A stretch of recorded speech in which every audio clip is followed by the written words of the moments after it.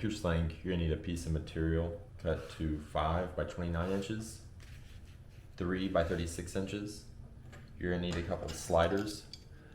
These guys I printed off. I'll have the STLs linked down below if you want to print your own, or you can just buy some 1-inch sliders.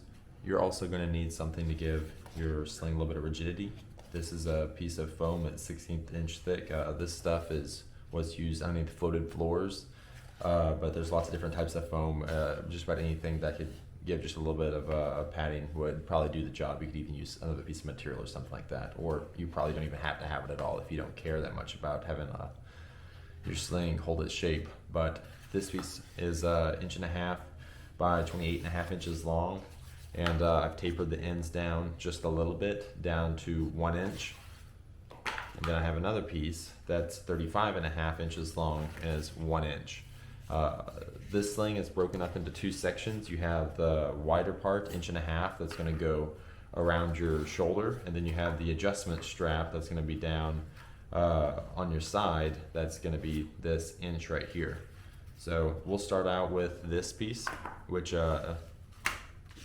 going to be our adjustment strap. We'll take the piece of 3 by 36 fabric. We're going to lay it out wrong side up. And we're going to lay our foam down the side of it. If you notice, the foam was cut to be 1/2 inch shorter than the material was, and that's so that you could leave a 1/4 inch of material sticking out the end. That way we can fold over when we're done so you don't see any of the foam. But for right now, we're just going to take the fabric and wrap it over on top of the foam about 2/3 of the way across, and then we'll take some of these little clips, or you could use some double-sided tape, either or, and secure our fabric fold over the foam. Take our free side here and fold it over on top of the other, but we're going to take the leading edge of it and fold it over on itself about 1/4 inch. That should land us right about the middle of the strap, and that sits down pretty well right there. So if you like, you can go ahead and fold it over and pin it all the way down, but what I'm going to do is I'm just going to go ahead and run our stitch straight down the center of this.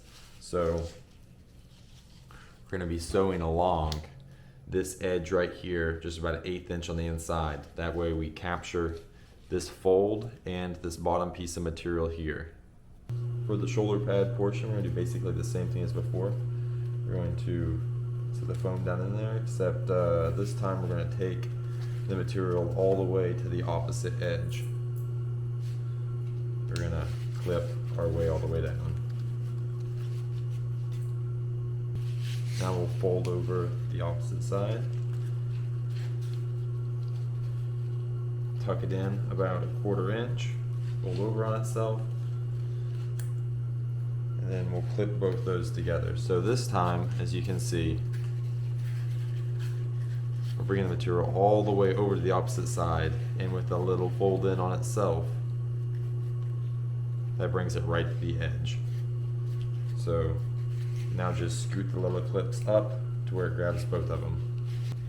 Down at both ends, we have the tapered portion of foam inside of here, so we can just pull the material in on itself a little bit tighter and fold it in a little bit more, and that'll create that taper that we need.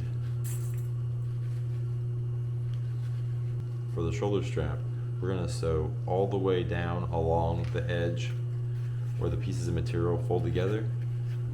We're going to sew across, but then we're also going to have another stitch come all the way back, so we have stitches running along both sides of this piece.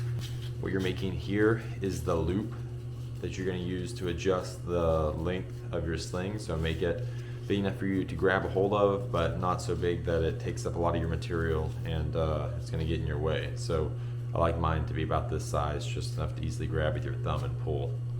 So now we're going to need to sew these 2 pieces together right here. So same as before, put a few stitches across right there to hold that right there nice and strong. Now we're going to take the single slider and pass the end of our shoulder strap through. We're going to fold it over on itself We're gonna sew across right there. Next, you're gonna take the tail of your adjustment strap and feed through that loop.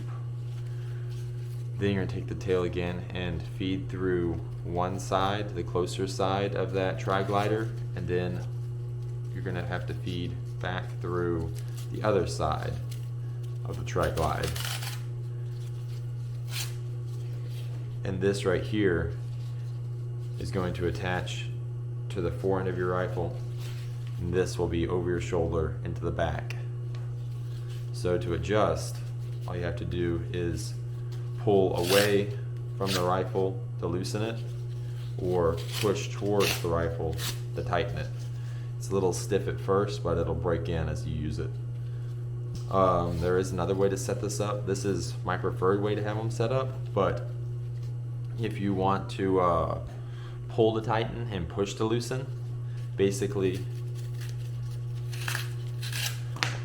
all you have to do is feed this tail in through here first. If you're going to use a QD or something like that, then you would need to have that sitting right down inside of here, because this would be the portion that'd be attaching to the rifle. So whatever type of clip or QD or method of attaching to your rifle you're going to use, that'd have to go through this. And then this tail here would be permanently attached through your shoulder strap. Personally, I prefer to have it set up where you pull to loosen, but that's just personal preference. To me, it just seems like the adjustments are easier. But from here, all you have to do is take whatever clip you want to use. In my case, I'm just going to tie it onto my rifle. So I'll just sew a loop in each end. But if you were going to use like a QD or something like that, you would just insert it over and capture it inside this little loop, and you would sew it in there. And then you would just do the exact same thing on the other end. Here we go. Nice thing about making this out of the Cordura instead of your typical webbing is that you can adjust all the dimensions. Like if you want your strap to be a little wider, you can easily adjust the dimensions of your fabric, make it a little bit wider.